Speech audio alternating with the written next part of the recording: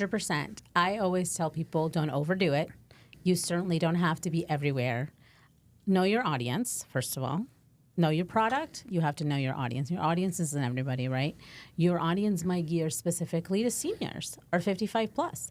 Your product might be specially for millennial moms or millennial dads or parents, right? Or it might be a Gen Z product. Like, depends on whatever your audience is, then I would then build a strategy for social media based on that. Welcome to Built in Vegas, the podcast where we spotlight the stories, strategies, and resources behind the businesses that make Vegas thrive. Whether you're starting up or scaling up, you're in the right place. Brought to you by the Video Podcast Studio. Did you grow up here in Vegas? That's a good question. I've lived in Vegas for 26 years, but I grew up in South America. I grew up in Peru. I was born and raised in Lima, and I actually moved to the U.S. with my family when I was 12. That's really cool. Do you go back and visit often? I do. We try to go at least once a year to visit family. My grandma, I have one grandma that's still down there, and lots of family and cousins and stuff. So we do visit. And now that we have kids, it's on our list to take our kids to see, Peru and see what where I came from. Yeah. What do you think is like the best food from Peru? Oh my gosh, the food in general is some of the best food you'll ever eat. There's a really wide variety. I mean, there's like chicken dishes, there's meat, there's ceviche, different from Mexican ceviche, but it has its own little flair, and it's awesome. It's the best. So I'm probably going to butcher the name, but I'm pretty sure it's Peruvian food. Lomo saltado? Oh, yeah. Lomo saltado is a favorite. Huancaína sauce, which I make. Yeah. One of the few things I can make is Huancaína sauce. My husband loves it. It's like cheese and this oil, and just put it over potatoes, or you can put it over vegetables. It's delicious. As you can tell, I like food, right? So I love. As do I. My wife makes lomo saltado, and it's just so amazing. It's like my favorite meal that she makes ever. Oh my gosh, I love that. And I'm like, can we just have that every day? And for like people that don't know, right? You got the steak, you have rice, French fries, like the bell peppers, onions, tomatoes. And then it's like the sauce is kind of like I don't know, how would you describe like the sauce for it?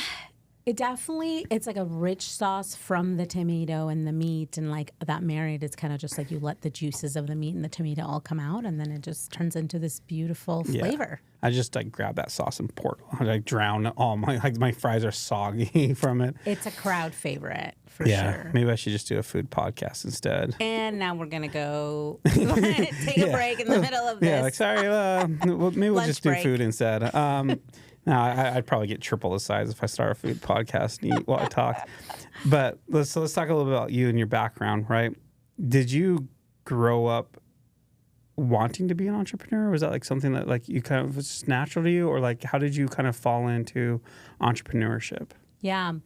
I mean, my mom always said that I was like the leader kid in kindergarten, right? Like I was always like the rule follower. So I've always kind of had a leadership streak since I was younger. But I knew probably, I would say probably during my time in higher leadership and communications marketing, being a director of marketing communications. And once you start to really understand that world, I kind of thought, I think I'd like to consult. Probably when I went to get my master's, I got my master's in communication management. And then part of that was, I think I eventually want to open up a consulting firm and help people and kind of do this on my own time. And then entrepreneurship just kind of found me. That's the other thing I would say is, it definitely wasn't a timeline thing for me. It just kind of happened. I was working in the corporate world like most people, and my position was eliminated. So I went through like a round of layoffs, I guess you could say, and it kind of forced me into starting my own business. And the timing was just right. The timing was everything, and I knew it was the right time for me, and here we are. That's awesome. Sorry. Yeah, blowing up with a client. So that's actually kind of similar to me. Like I sort of feel like I just kind of fell into it. Like I didn't even know what entrepreneurship was. It was like I was telling you, like I was doing videos at like 17, kind of running a studio, and then something kind of happened at that job where all of a sudden I was like kind of on per project basis, and I learned a lot from a fellow guy there that was teaching me like, oh, like, yeah, like, so you can charge this much if the project's this long and blah, blah. And I was like, oh, like, this is like a thing. Like, I could go to other people and be like, oh, I charged this for this. And he was like, yeah. And I was like, cool. So like when I came back from my church mission in Brazil, that company was actually out of business. And I was like, well, I'll just see if I can find other people to give me money to do what I like doing. And it kind of worked. And, you know, it took, you know, years and years, but like I don't think I ever was like meant to be an entrepreneur. But I feel like some people are, like, they're just, like how you said you were like a leader. I don't think I was anything. I think I was just like existing. I love that. That's funny. How long have you been running your business? My business has been running for 1.5 years. That's exciting. I'm a baby business, as I like to say. But, you know, people know me in town. Again, I've been back in Vegas. I started my career out as a news reporter. So I did that for a couple of years and then got out of the news business pretty early and then went straight into marketing, PR, social media for different, you know, companies, education, government, real estate, nonprofit. It's kind of been my wheelhouse. And yeah, so I mean, I think people have known me as Allison in different roles. You know, Allison with Vegas PBS, Allison with the school district, Allison with, you know, Blueprint Sports. But now it's Cordova Creative. So it's all kind of led to that road. What's been the hardest thing starting your business and trying to grow it that maybe you didn't like expect? Oh my gosh. Well, one of the biggest things, like when I thought about opening my own thing, which maybe I thought about it several years ago, I just hadn't done it. It was very scary. It's a scary place. It's a scary thing. It's a lot of risk. And one of the biggest things for me as a marketing person was like, I don't do accounting. That's just not my thing. Like, I know my strengths. And accounting and taxes is not one of them. So I was always like, who's going to do my QuickBooks? How am I going to file my taxes? Like, I know nothing about this. So I think finding a good CPA and finding a good system that I would say is like a really important thing, but also something that I didn't anticipate being that difficult. Because you have to keep track of all the receipts. You have to keep track of all the things that, you know, logistical things and admin things that I sometimes sneak up on you, I think. Yeah. What's your favorite thing about what you get to do every day? I love helping people tell the stories, grow their brands. I love getting them closer to their goals, whether it's the organizational goal and how that blends into the marketing and communications goals and how that blends into ROI, and then they're getting more business, and then everybody wins. I just love to help people, nonprofits or for-profits, and just mission-driven, you know, clients.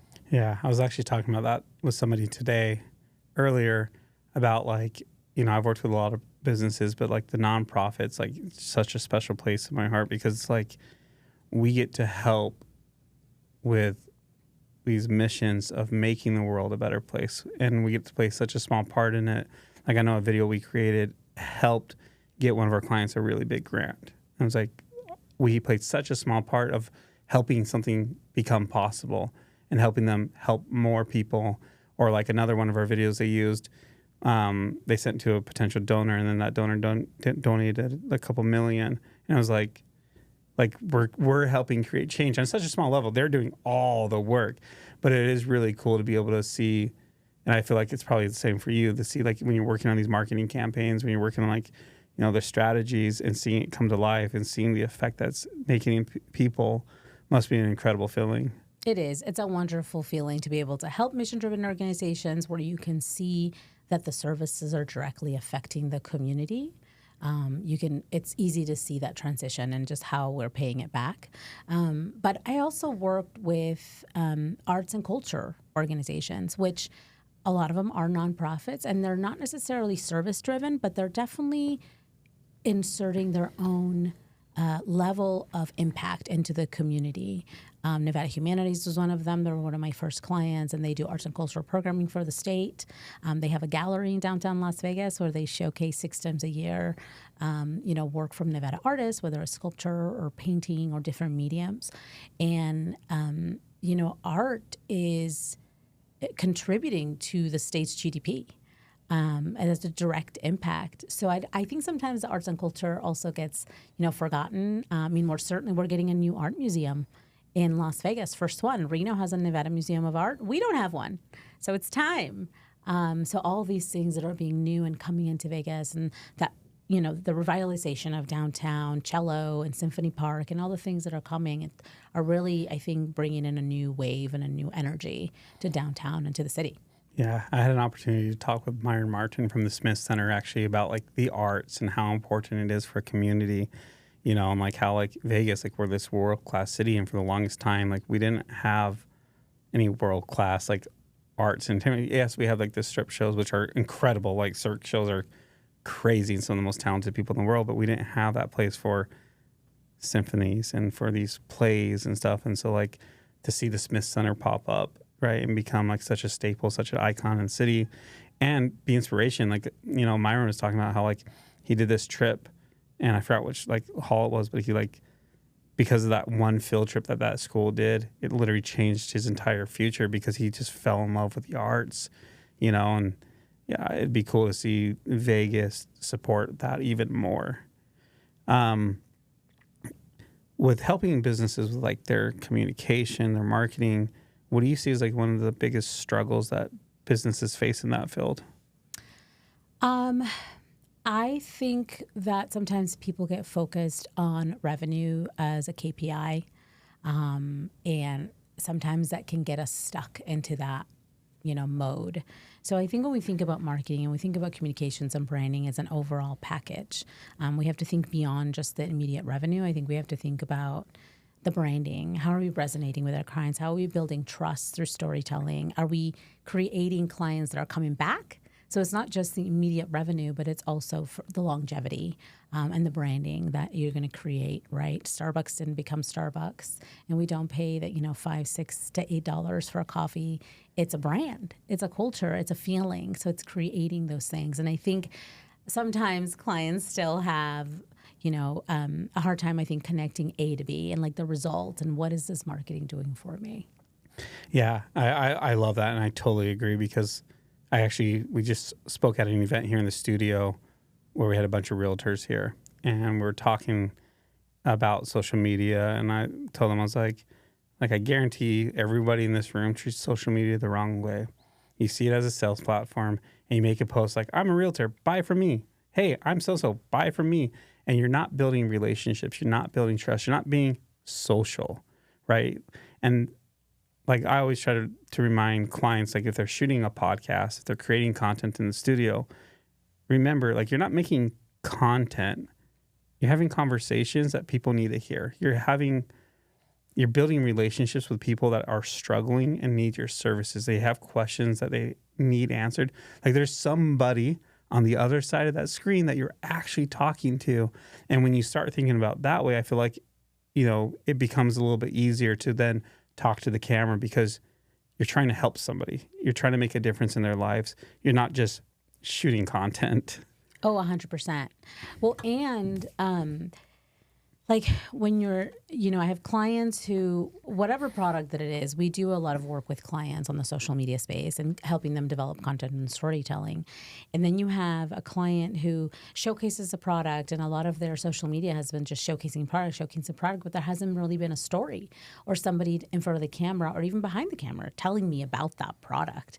And so we inject a lot of personality into that storytelling, their individual stories as a business, and the content just... People love it. They want more of that content. They want to know who's behind the work. They want to know their stories. They want to know, are you a mom? Are you parents and business owners, right? Like, who are you? They want to know who you are. And again, that building the trust so then I can hire you for whatever it is that you're doing as a business. Yeah, I love that. People buy from people, right? They buy from the people that they like, they know, they trust. Yes. And when you look at so many of these companies' social media pages, it's like these mediocre graphic templates that have like no personality, no brand. And you're like, I don't even know who you guys are, what you do, if I like you or not. So I just scroll on past it. But once you start getting to know the founder or getting to know some of the people about why they work there or like why they care, like it draws you in, right? It's a story that's being told. And like what you said, you love telling those stories. Yeah. It's funny that you say that. I just did a workshop about LinkedIn and leveraging LinkedIn for your business, for your brand, for, even for your personal resume and all of that.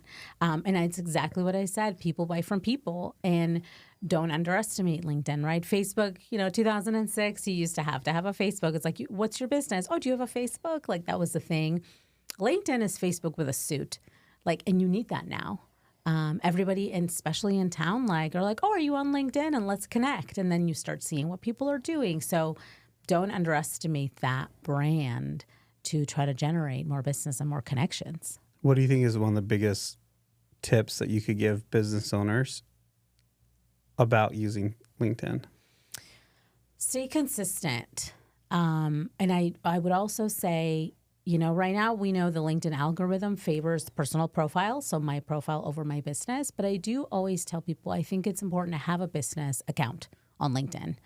Because it's where you can actually showcase what you're doing, whatever your business is doing, whether you're an accountant, whether you're a graphic designer or an interior designer or an architecture firm, whatever it is, you can use that company profile to help grow, for people can see you, you can showcase your stuff, and use your personal profile to do all the other things that you do on the personal side, right? You might sit on the board of a nonprofit, but you also happen to own your business. So those are two separate avenues of content that you can explore individually. So don't sell yourself short with just leaning on one or the other. Yes, it's time consuming, but I think in the end, it helps build your brand in a more holistic way. I love that. Actually, when you say that, I was actually thinking about how I use LinkedIn a lot of times. Like if it's a business owner, I'll go to the post that I saw them post, but then I might go click on the business to kind of learn a little bit more about the business.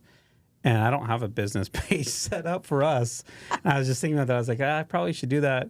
But it does, right? It becomes overwhelming, right? Especially when you're a small business. Yes. To like, okay, I gotta be on LinkedIn. I gotta try to be on TikTok. I gotta try to be on Instagram.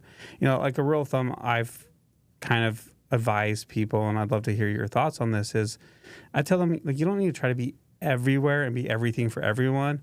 Like, for example, we don't post on TikTok. It's a different vibe. Mm-hmm. And like we'll post occasionally, but for me, it's like, I feel like that requires more personal attention, and I don't want to do that. I got a business to run. I got clients that I care way more about their success and fulfilling their needs than I care about pulling out my phone and be like, well, whereas on Instagram, I feel like I can pull clips and I can post them more, and it'll resonate better with my audience. And so most of our marketing is like Instagram, right? Which I don't think you should throw all your eggs in one basket either. But what is, your advice or your thoughts on, should you be everywhere? Should you go all in on one? Like, what is kind of a good strategy for especially those smaller businesses that are still doing it all alone, like myself? 100%. I always tell people, don't overdo it. You certainly don't have to be everywhere. Know your audience, first of all. Know your product. You have to know your audience. Your audience isn't everybody, right? Your audience might gear specifically to seniors or 55 plus. Your product might be specially for millennial moms or millennial dads or parents, right? Or it might be a Gen Z product. Like, depends on whatever your audience is, then I would then build a strategy for social media based on that. Don't feel like you have to be everywhere. 100%. Again, now when I opened my business, back in 2006, again, you needed a Facebook page to be, I think, a relative business. For Facebook, I usually post on my personal Facebook about my business, but business-wise, I usually use Instagram and LinkedIn. Those are my two. Again, based on my goals for my personal business, right? But I always tell people, know your audience. Like, if TikTok isn't what you need to be, then don't post on TikTok. Like, you're not going to grow there if you don't think your clients are going to be there, right? I mean, if you have the time and the expertise to spend on all of the social platforms, do it. But if not, definitely pick one or two. Don't feel like you have to be everywhere by any means. Do it one, do it right. Yeah, the way I kind of think about it is like, look, there's so many different networking events that happen, especially in our city. Yeah. Like every single night, there's probably 50, 20 different networking events going on. You can't be everywhere. Maybe you dabble in some of them, and then you go find, like, where are your people? Like, where do you like hanging out? Where does it feel more natural to be hanging out? Where is it less awkward for you to be hanging out, right? And then it's kind of the same thing on social media. Like, let's just play around with it and see, oh, I like how this feels. I like creating this type of content. You know, like I do think about like, okay, if we post a TikTok, I think all of it, like we won't do any education. It'll strictly just be like random, funny, like me just being weird on the page. And that'd be like more fun and natural. Whereas like on Instagram, like we show our personality, but we want to be very educational and be a resource for businesses because we know that they struggle, especially the small businesses. They struggle. They wear so many freaking hats, right? Like, I mean, you know how it is. I know how it is. Oh, yeah. And so what do you feel like, I guess, in your journey of entrepreneurship, you're a year and a half in, what is the hardest part for you to deal with entrepreneurship? Sometimes I say, you know, I'm an entrepreneur, I'm a business owner, but sometimes I feel like I'm just a mom trying to run a business. I think that's sometimes comes number one. So I think there's a struggle for working parents in general about like what comes first, the business or my family, right? So sometimes that has been. I mean, I'm blessed to be able to, you know, have my business, and then I can make my own schedule, and then I can try to find a level of balance. But also know that I think if you're ready to start your business journey, know that you're probably going to work the hardest you've ever worked. You put in. You work 24 hours. I mean, you work around the clock, right? If it's Sunday and you need to get something done, you're going to go in the office and put in a couple of hours on Sunday. But then the rest of the day, you get to hang out with your family.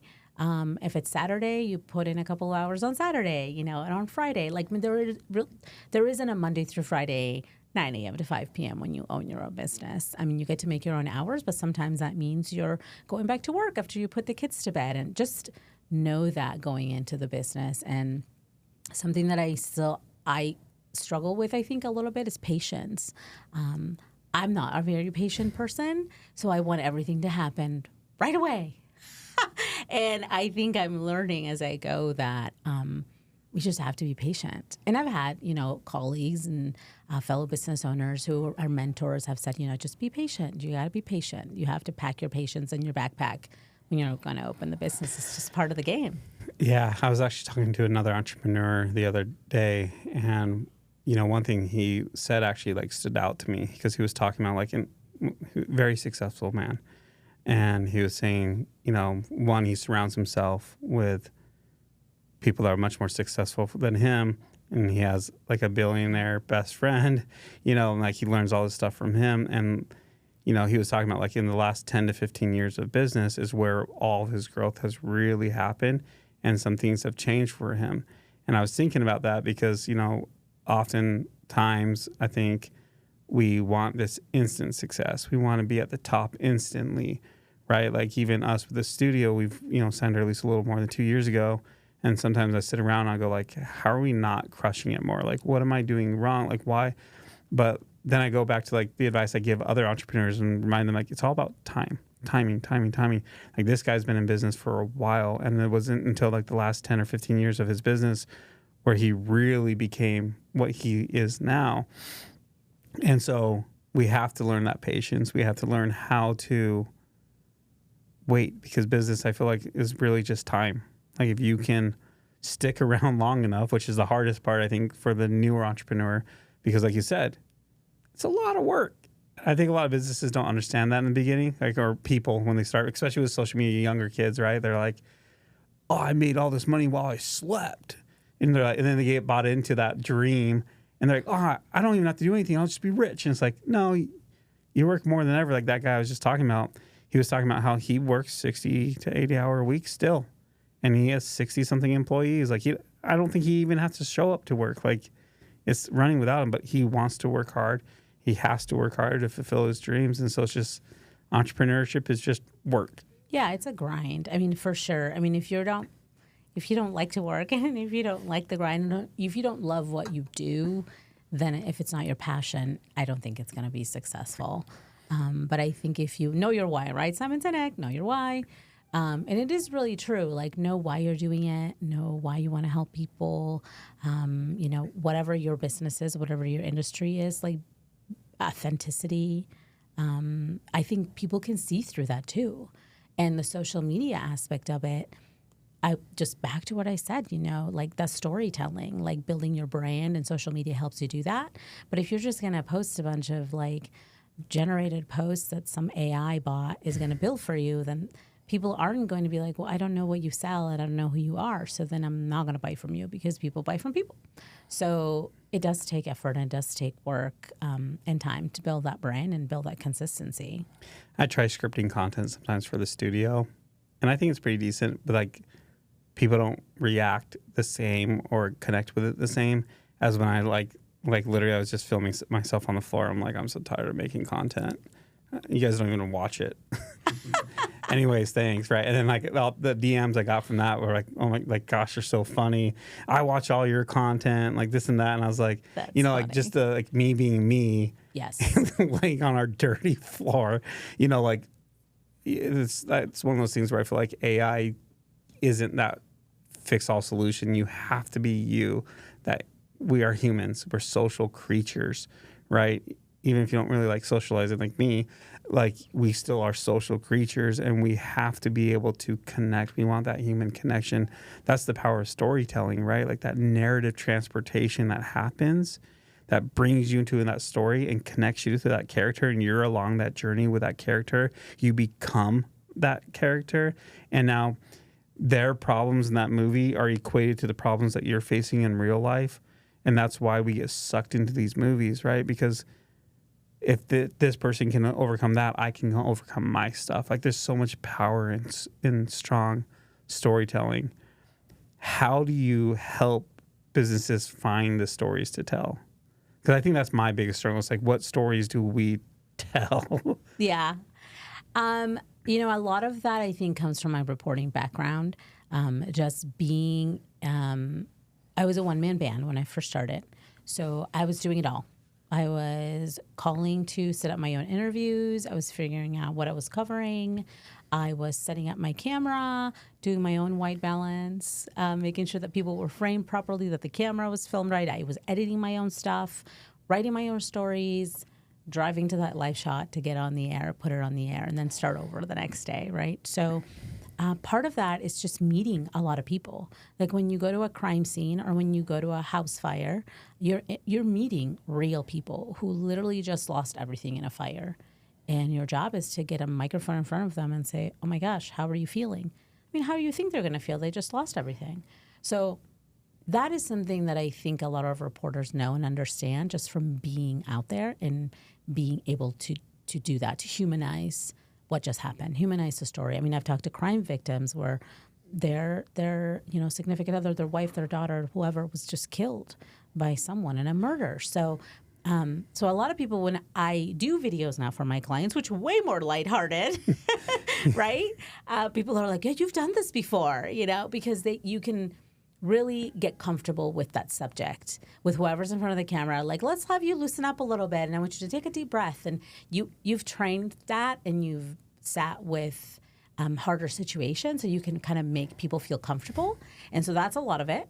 And then just starting out with the easy questions, right? Like, what's your name? And then what do you do? And then tell me about this. And then just kind of making them feel at ease. And then that's really what gets the best stories out, because some people start to feel comfortable and start to forget that the camera's there. Yeah, I tell my guys, like when we do our production stuff, that especially if somebody struggled through the interview, right? Because, I mean, I've been interviewing for years, like behind the camera, my voice not included, right? And the people that always struggle the most on camera, I always tell the team, let it roll. We're going to tell them it's cut. And then that's when we're going to get all the good stuff, because now they're more comfortable. They don't think we're rolling. And it's always the same, right? Because as soon as they're done recording, it's like, oh, man. But honestly, like, I just really love working with John because John's just amazing, this and that. And you're like, there you go. Now we got it. Oh, absolutely. The best sound bites come when the camera's off sometimes. And you're like, I need you to say exactly that, but now let me turn my camera on. And I think people underestimate how difficult it is to navigate those hard questions like you're talking about. Like we deal with some sensitive subjects sometimes, and it really is like, okay, I have to get this story out, but I also have to be sensitive. But I also need you to cry for me because I need the emotion from this. but I don't want to focus on this too much and make you feel bad about it. Like, it's such a, like, you learn, I think, so much about how to deal with people, you know, interviewing people. Absolutely. The human side of it and, you know, being understanding of the situation, but also being able to get the story so that you get a good moving piece that is going to move to action on the other side.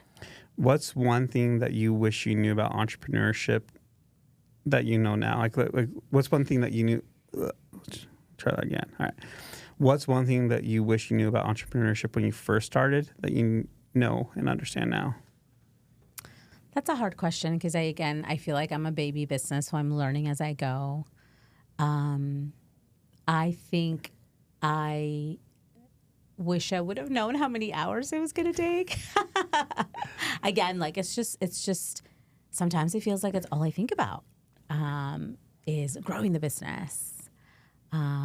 What's the next event? Who are we connecting with next? You know, because again, I think feels like a long-term play. Like again, results are not immediate. You're talking to a client now. You might not see revenue from that client 6-7 months from now, right? It might take them a really long time to decide, you know what, we are going to engage and we want to start with you. Yeah. But I think it depends on the type of business as well. Like we're a service-based agency, right? Like we provide a service, we provide marketing, we provide websites, public relations. It's separate than like, I'm not selling t-shirts, I'm not selling a product. That's like a right away, a transaction. So I think it is different for a business that maybe has transactions in a restaurant or someone different like that. I think it is different. But I think for me, the long term has been probably one of the things that I wish I would have known, you know, the patience game. But I'm learning about it. Everything takes longer. Everything is harder. Everything is everything more than you expected with business. I remember when I decided to open up the studio, I told my wife, I was like, give me 6 months. I'll have everything built out. We'll be running. We'll be killing. I won't even worry about production stuff anymore. And then we were like 6 months, and I was like, I got this room kind of done, that room kind of done. And I was like, all right, give me 2 years. And now 2 years, like the fourth room's still not done. I've redone it like 3 times. That's funny. I love it. Everything just does. Everything takes more, especially in service-based, because you have to put so much time to your clients, especially when you're small and you don't have a big team handling projects for you. You're dealing with the clients. And for me, like, I'm going to put my clients first before I do anything for the business, because that's how I keep the business going, by servicing our clients. Right. And I care more about their success than I care about ours. And that's how I'll become successful.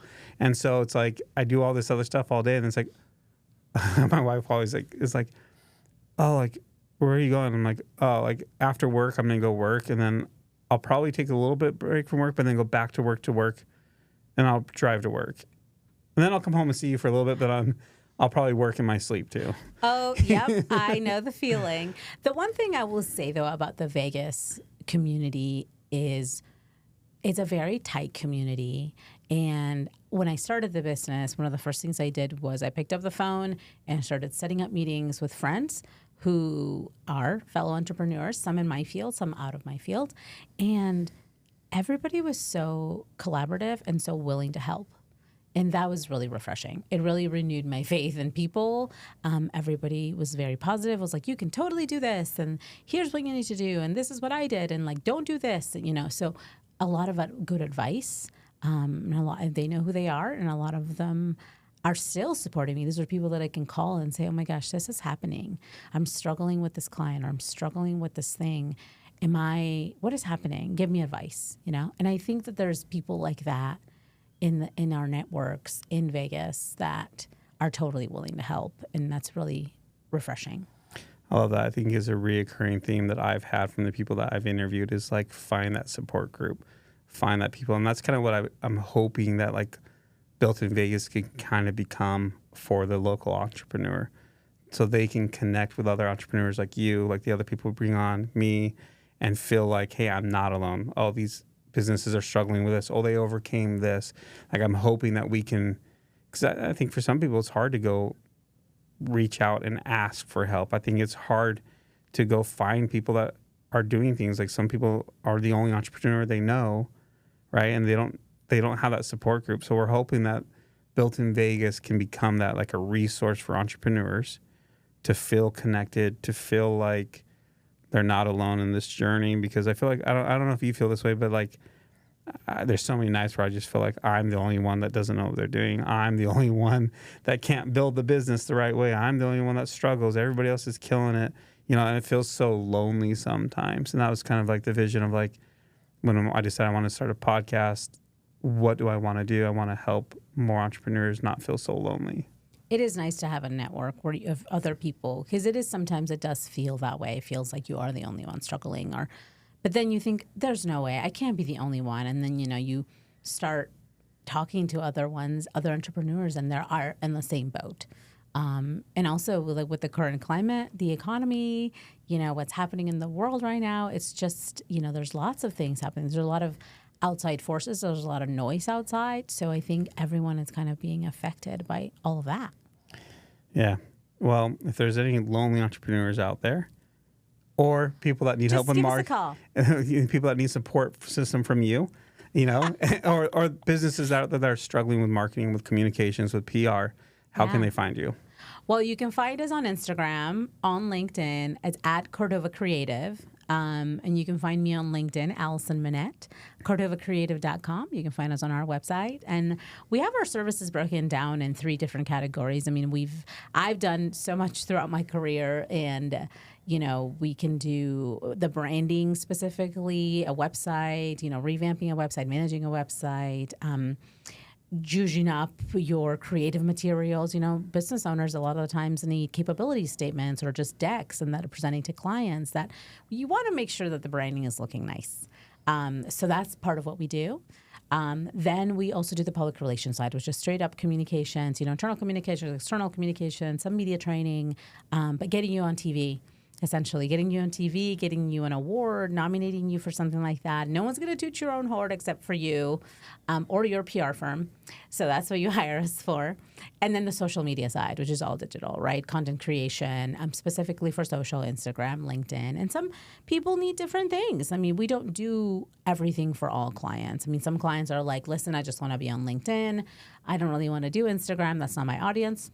That's fair. You want us to manage your LinkedIn. Let's do that, So let's build your brand in that way. Let's get you leads in that way. So everybody kind of has different needs. I would say social media is one of those necessary evils. Everybody knows they need social media, but nobody wants to do it because it is very time consuming. But that's what we do. And that's what we help clients with. But yeah, we just love working with other entrepreneurs, working with mission-driven organizations to help them build success and help them grow in their audience and reach their goals faster. Awesome. Thank you so much for coming in. Yeah, of course. Thanks for having me. This is a beautiful space. I love it. I appreciate it. Welcome to Built in Vegas, the podcast where we spotlight the stories, strategies, and resources behind the businesses that make Vegas thrive. Whether you're starting up or scaling up, you're in the right place. Brought to you by the Video Podcast Studio.